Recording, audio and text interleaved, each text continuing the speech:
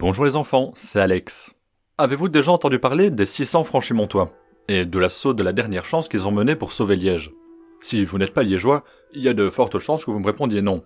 Mais si vous en êtes un, vous en avez sûrement déjà entendu parler, rien que de nom. Certains pourront me dire que c'est un obscur rapport avec un très grand escalier, d'autres pourront carrément me dire ce qui s'est passé, mais vous serez nettement moins nombreux à pouvoir me dire comment cela est arrivé. Alors, pour que vous puissiez enfin briller un minimum en société, je vais vous raconter toute l'histoire des 600 franchimontois.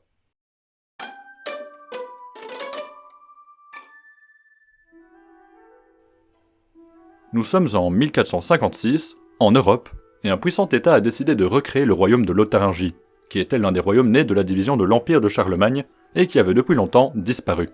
Cet État, c'est l'État bourguignon. Et honnêtement, ils avaient fait du bon boulot.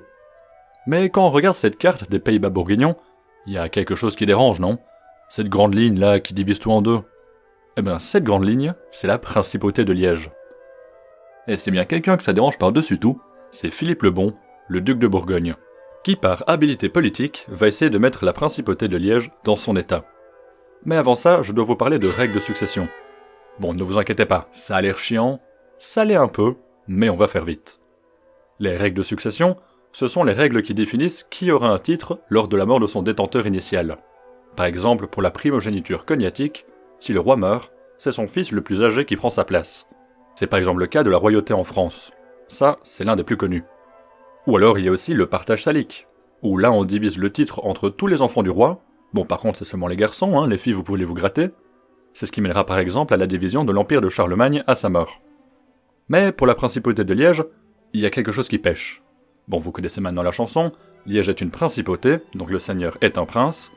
Ben, c'est une principauté ecclésiastique, donc le seigneur est aussi évêque. Et le problème, c'est qu'un évêque, ça peut pas avoir d'enfant. Alors comment faisait-il? Eh ben c'est très simple, c'est juste quelqu'un qui décidait qui allait devenir prince-évêque. Et cette personne qui décide, c'est le pape.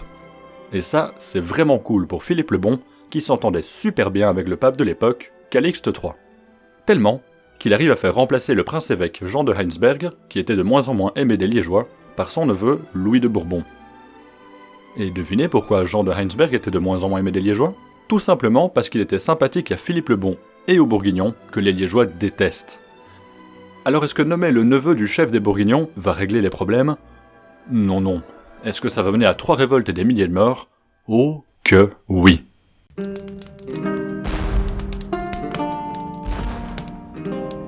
Louis de Bourbon, le neveu de Philippe qui n'a que 18 ans, est alors nommé prince de Liège, mais pas encore évêque, parce qu'il est trop jeune. Est-ce que le temps que le prince devienne évêque, les Liégeois vont finir par l'apprécier? Absolument pas. Celui-ci se montre complètement inapte à régner, abusant tellement de son pouvoir que j'ai l'impression qu'il faisait tout pour énerver les Liégeois. Ce qui ne rate pas, la colère gronde, et le peuple n'a besoin que d'une étincelle pour qu'il se révolte. Et cette étincelle vient de l'élection de Ras de Heers, comme bourgmestre de la ville. Ras, comme de nombreux Liégeois, déteste les Bourguignons. Et après un gloubi-boulga de politique entre Liégeois, il va arriver à déposer Louis de Bourbon et créer une république. Louis fuit Liège et se réfugie à Huy, une des rares villes qui lui reste fidèle. C'est alors qu'un événement va changer la donne. Et cet événement n'a pas lieu à Liège, mais en France. Louis XI, le roi de France, est dans une sacrée mouise. Une grande partie de ses vassaux, dont la Bourgogne, se sont révoltés et il a très peu d'alliés. Il décide d'aller voir les Liégeois car lui et son père avaient pendant des années attisé la haine liégeoise envers la Bourgogne. Et il leur promet un pacte, qui dit que si jamais la Bourgogne les attaque, la France viendrait les aider. Ce que les Liégeois acceptent volontiers, trop effrayés d'une attaque de la Bourgogne pour remettre Louis sur le trône. Mais aider Liège n'est pas du tout dans l'intention du roi de France. Il est bien au courant que les Liégeois sont sur le point d'attaquer la Bourgogne, vu qu'il a lui-même attisé la haine entre les deux parties. En signant ce traité, il espérait que les Liégeois, trop confiants, attaquent la Bourgogne, ce qui forcerait certaines armées bourguignonnes à attaquer Liège, et ainsi à avoir moins d'hommes à affronter. Et puis, tant pis si Liège y perd des plumes, l'important, c'est que lui reste roi. Et c'est exactement ce qui va se passer. Marc de Bade, le régent de Liège, après avoir signé le traité, fait un discours dirigé contre Philippe le Bon et la Bourgogne. Le peuple liégeois devient complètement fou, et Ras n'arrive plus à les gérer. Ok, alors le plus important est de masser des troupes à l'est, pour empêcher les armées adverses de passer s'ils veulent nous attaquer. On veut piller Erf. Pardon? Bah, avec les gars, on veut piller Erf. Ah non, mais surtout pas, ce serait déclarer la guerre à la Bourgogne. Ah, d'accord. Bon, on va faire comme ça avait rien dit, et on va quand même y aller, hein. Vous voulez venir avec nous? Le peuple liégeois n'écoute que lui et décide de piller Herve, qui est plutôt riche, mais surtout et beaucoup plus problématiquement, qui fait partie du territoire bourguignon. Ils apprennent alors que le fils de Philippe le Bon, Charles le Téméraire, vient à leur rencontre avec une armée. Ras décide d'engager le combat à Mantenaken. Les Liégeois ont l'avantage du terrain et une armée 2 fois plus nombreuse. Mais l'armée liégeoise est principalement composée de civils, qui sont peu disciplinés, alors que l'armée bourguignonne est composée de soldats professionnels. Et Charles, qui a une armée principalement composée de cavaliers, décide d'utiliser une technique qui a fait ses preuves, foncer dans le tas. Malheureusement pour lui, il a omis un détail, et c'est le fait qu'un cheval s'en sort excessivement mal lorsqu'il est confronté à un boulet de 2 kg lancé à haute vélocité dans une direction opposée à sa course. Et ouais, j'ai fait science fort, ouais. Charles tente 2 charges de cavalerie, qui sont à chaque fois repoussées. Mais lorsqu'il recule après la 2e charge, les Liégeois ont une idée de génie. Dites les gars, ça vous dit on les poursuit? Attends, tu es en train de proposer de quitter notre position avantageuse pour courir après des mecs sur des chevals? Bah oui, c'est ça. Ok, je suis chaud. C'est probablement un nombre restreint de soldats qui ont commencé à poursuivre l'armée adverse, mais le reste des soldats liégeois ont dû se dire « Ouf, tu dis la bonne idée !» Et c'est ainsi qu'une grande partie des Liégeois, contre les ordres de Ras, poursuivent l'armée de Charles, quittant ainsi leur position avantageuse. Charles le voit, fait demi-tour, et résultat, boum, 1200 morts chez les Liégeois.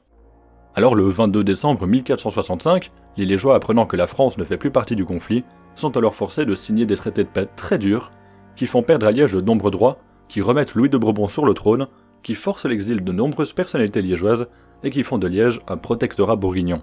C'est la paix de Saint-Tron. Bon, en réalité ce n'est pas Liège qui signe le traité, mais chaque grande ville de la principauté. Elle signe alors tout le traité sauf une, à qui Charles refuse de pouvoir la faire signer. Et cette ville, c'est Dinan.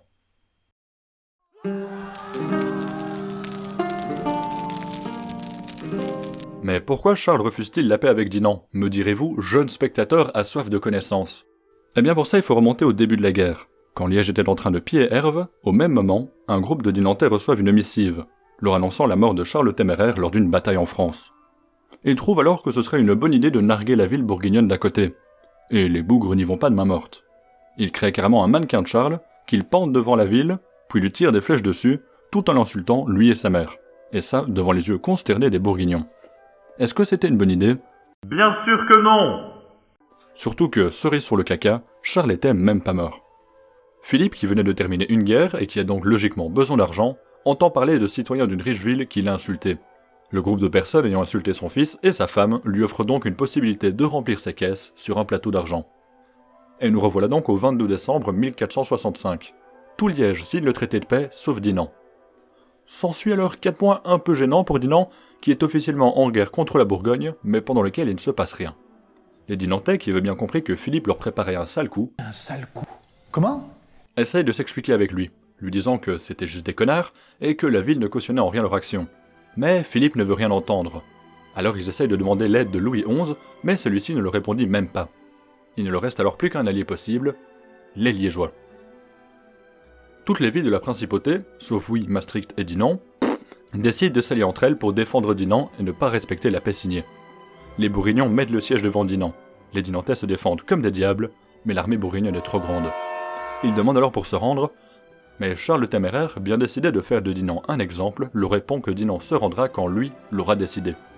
Le lendemain, les Liégeois apprennent seulement le début du siège, et commencent à monter une armée. Charles l'apprend 6 jours plus tard et accepte la reddition de Dinan. S'ensuit alors l'un des plus grands pillages de la principauté de Liège. Si Charles demande à ce que les femmes et les enfants soient épargnés et mis en dehors de la ville, le pillage reste très violent. Les Dinantais sont torturés dans leur propre maison pour savoir où ils cachaient leur argent. Les soldats de Charles s'entretuent pour amasser plus de trésors, et Charles fait pendre les hommes qu'il avait insultés, et demande à ce que 800 bourgeois soient attachés 2 par 2, et puis jetés dans la Meuse. Pendant 4 jours, Dinan est systématiquement pillé. Les soldats bourguignons sont devenus complètement ingérables, et n'écoutent plus aucun ordre, ni de Philippe, ni de Charles. Ils décident alors pour faire sortir leurs troupes de la ville la solution la plus raisonnable qui soit, mettre le feu à la ville, quitte à brûler des soldats qui ne veulent pas partir. Et enfin, ils payent les habitants des villages voisins pour détruire ce qui reste de Dinan à la masse et au marteau. Et oui, ça ne déconne pas. Les Liégeois mettent beaucoup trop de temps à partir aider Dinan. à cause de l'étendard de Saint-Lambert, le saint patron de la ville. Car la personne qui doit le porter n'est pas là, et le clergé qui doit lui remettre son rite bien précis n'est pas là non plus. On demande au fils du porteur s'il veut bien prendre l'étendard, mais celui-ci refuse d'usurper les honneurs de son père. Et bien entendu, l'armée refuse de partir sans cet étendard. Un bon contretemps à la belge, quoi. Entre-temps, les Liégeois apprennent que Dinan est tombé et que Charles le Téméraire marche maintenant sur Liège. C'est alors le gros stress. Les Liégeois tentent de l'arrêter à Loé, mais l'armée liégeoise est trop petite pour attaquer, et l'armée bourguignonne trop fatiguée de 4 jours de pillage. Du coup, ils se sont juste regardés. Et le lendemain, ils rentrent à Liège. Persuadés de ne rien pouvoir faire face à une telle armée, les Liégeois préfèrent négocier. La paix est encore une fois très dure, mais surtout le perron, symbole de la ville de Liège, présent jusqu'à leur drapeau, est retiré et mis à Bruges. Après un bon petit massacre, Philippe le Bon meurt de vieillesse et laisse la couronne à son fils, Charles.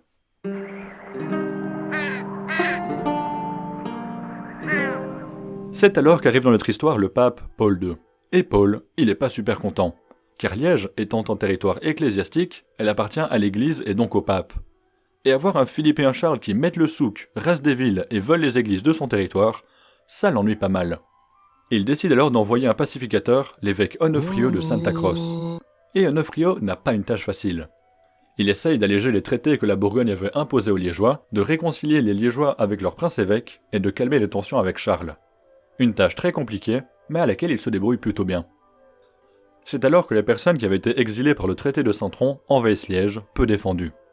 Ils sont plus ou moins 200, ressemblent à s'y méprendre à des clodos, mais ils arrivent à faire peur aux Bourguignons qui gardaient la ville et les font fuir. Ils sont menés par 3 personnes qui demeureront célèbres chez les Liégeois, Gossuin de Strel, Jean de Horn et Vincent de Buren. S'ensuit alors une paix assez relative. Les Liégeois se doutent bien que Charles n'est pas content que Liège ait été reprise, mais vu que celui-ci est encore en guerre avec la France, il n'est pas une menace immédiate. Onofrio décide alors de réconcilier un peu plus Louis de Bourbon avec son peuple, et il y arrive super bien. À tel point que le prince-évêque, qui s'était exilé à Tongres en guise de bonne foi, promet de revenir à Liège. Les Liégeois sont alors très heureux, peut-être que Charles ne leur fera rien si Louis revient sur le trône. Ils préparent alors une grande fête et attendent Louis avec impatience.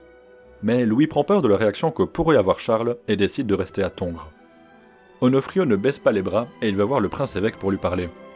Et encore une fois, les Liégeois ont une bonne idée. Bon, ça commence à bien faire. Moi, je veux qu'on ait un prince-évêque. Du coup, je propose un truc très con. Et si on allait le chercher nous-mêmes ?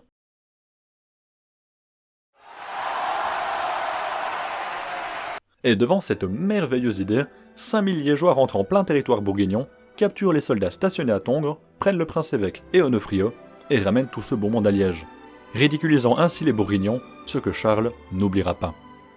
Liège est alors pacifié. Les Liégeois sont persuadés qu'en rendant son trône à Louis, Charles ne fera rien. Ils commencent même à apprécier leur prince-évêque, et celui-ci fait référence au peuple liégeois comme étant ses enfants, ce qui, de la part d'un prince-évêque, est plutôt bien, je suppose. C'est alors que Charles termine sa guerre avec la France. Louis XI, voulant discuter avec Charles, va dans le camp de son ennemi sans garde. Franchement, la top idée. Et bien entendu, il se fait capturer, mettant fin à la guerre beaucoup plus vite que prévu. Louis XI, étant captif, était persuadé qu'il allait se faire exécuter. Mais quand Charles vient lui annoncer qu'il veut simplement l'obliger à regarder brûler la ville de Liège, Louis XI est ravi. Et celui-ci accepte. Les Bourguignons rentrent alors dans la principauté de Liège et pillent tout sur leur passage. Le peuple liégeois est très énervé, et une partie décide de son propre chef de sortir attaquer les Bourguignons. Seul problème, c'est qu'une foule de 5000 Liégeois sans personne pour les commander, c'est pas top comme armée. Et si dans les premiers jours ils arrivent à surprendre les Bourguignons, ceux-ci se ressaisissent et leur infligent une énorme défaite. Et ils les poursuivent sur des kilomètres et tuent 1500 Liégeois.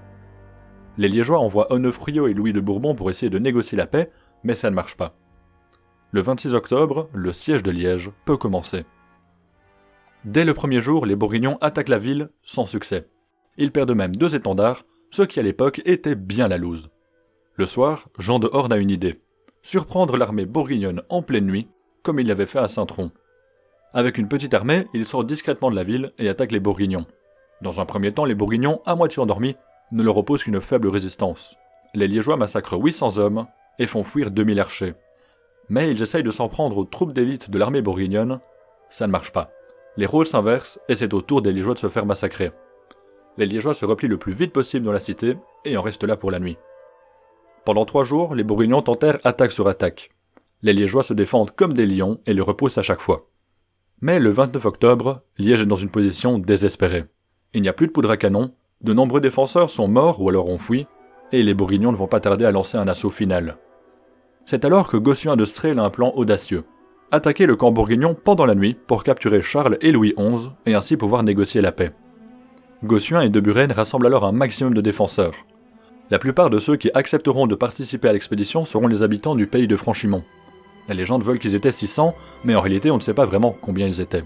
Et oui, ce sont les fameux 600 Franchimontois. Le plan se déroule alors bien. Les Franchimontois déguisés en bourguignons s'infiltrent dans le camp ennemi. Pour rejoindre la ferme dans laquelle dormaient Charles et Louis, ils doivent monter une grande colline, ce qui prend du temps.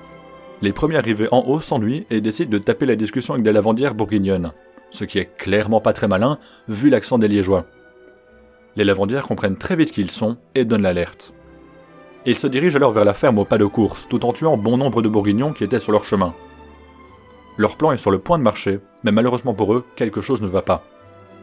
Charles étant très paranoïaque, il était persuadé que Louis allait essayer de le tuer pendant la nuit. Il avait alors fait remplir la ferme de soldats. Les Franchimontois ne s'attendaient pas à affronter un si grand nombre d'hommes et battent en retraite en essuyant de nombreuses pertes.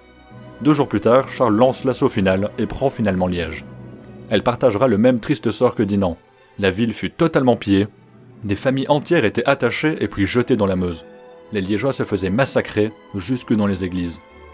La ville fut brûlée par 3 fois pour chacune de leurs révoltes contre les Bourguignons. Le pays de Franchimont fut alors à son tour pillé et détruit. Seul le froid extrême, faisant geler le vin dans les barriques, en finit des exactions des Bourguignons, qui finirent par rentrer chez eux, laissant les survivants dans une ville détruite avec un hiver glacial. Il en a alors fini de la résistance de Liège.